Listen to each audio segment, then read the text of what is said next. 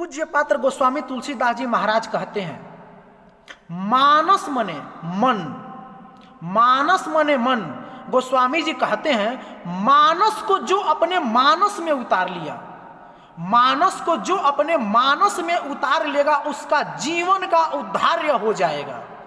और हमारे महाराज जी कहते हैं, और हमारे महाराज जी कहते हैं, श्री रामचरित्र मानस, श्री रामचरित्र मानस मनुष्य के जीवन का आचार्य संहिता है, मनुष्य के जीवन का आचार्य संहिता है।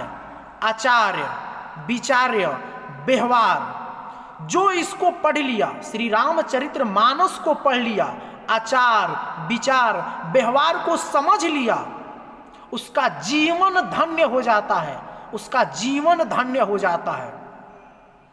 कहा जाता है कि धरती पे काशी जो है एक अलग माना गया है, धरती पर काशी नगरी जो है सो एक अलग माना गया है। अब आप कहेंगे कैसे?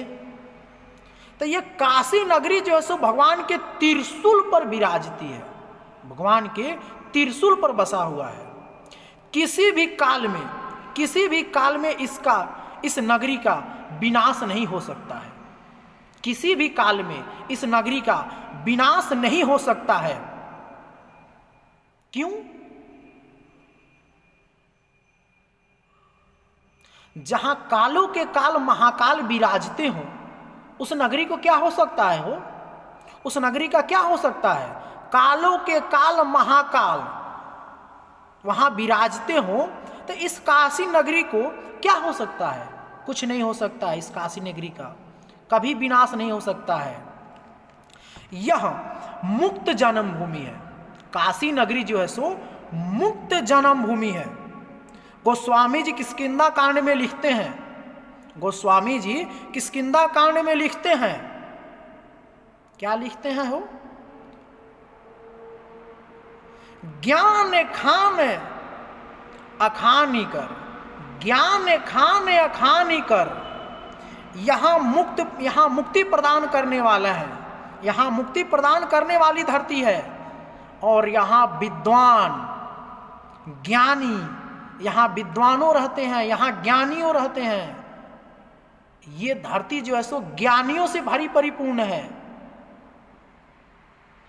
यहाँ विद्वान विराजते हैं, यहाँ विद्वान रहते हैं।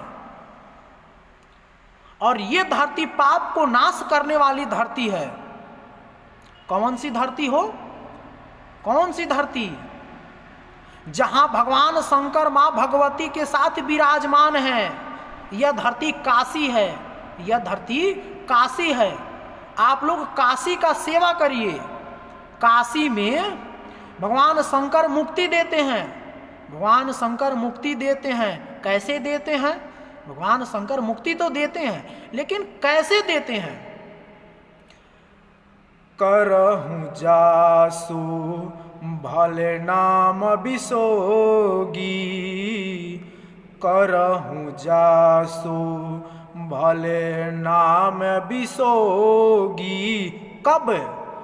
काशी मरत जन तो अवरोगी, काशी मरत जन तो अवरोगी।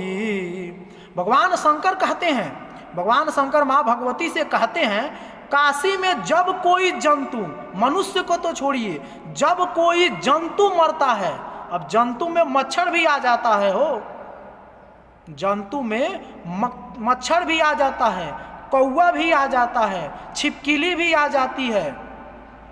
तो भगवान कहते हैं, काशी में जंतु, मनुष्य को छोड़िए, जंतु, जब कोई जंतु मरता है, और मनुष्य तो मरता ही है, सब कुछ जो है सो बाबा उसको उनकी मुक्ति दे देते हैं, उनको मुक्ति दे देते हैं, उनकी भव सागर को पार कर देते हैं। और कैसे करते हैं? बाबा मुक्ति तो देते हैं, लेकिन कैसे देते हैं? सबसे महत्वपूर्ण बात यह है, बाबा तो कहते हैं कि मैं मुक्ति तो करता हूं, पर अपने प्रभाव से नहीं करता हूं, मैं अपने प्रभाव से नहीं करता हूं, तो फिर किनके प्रभाव से करते हैं और कैसे करते हैं? मैं रघुनाथ जी के नाम के प्रभाव से मुक्ति करता हूं। जब कोई मनुष्य, जब कोई जंतु मरता है तो भगवान भोलेनाथ जो है सो उनको मुक्ति देते हैं, लेकिन कैसे देते हैं? प्रभु श्री राम के नाम से मुक्ति देते हैं। प्रभु श्री राम के नाम से मुक्ति देते हैं। प्रभु श्री राम के नाम को जो है सो उनके कानों में, प्रभु श्री राम का आवाज, नाम, प्रभु श्री राम के नाम का आवाज उनके कानों में जाता है तो भगवान भोलेनाथ जो है उनके जीवन में आवागमन से उनको मुक्ति दिला देते हैं। उनके जीवन को आवागमन से मुक्ति दिला देते हैं। कैसे दिला देते हैं? राम ही जीवन के आधार हैं। जितना जल्दी आप लोग समझ लीजिएगा, आप लोग का भव सागर पार हो जाएगा, बीड़ा पार हो जाएगा। राम ही जीवन के आधार हैं। ये बात जितना जल्दी आप लोग समझ जाएंगे उतना ही अच्छा होगा, उतना ही अच्छा होगा। लेकिन किसी को यह बात समझ में आती है, समय बीतने के बाद आती है। लेकिन हर किसी को यह बात समझ में तो आती है, लेकिन कब आती है?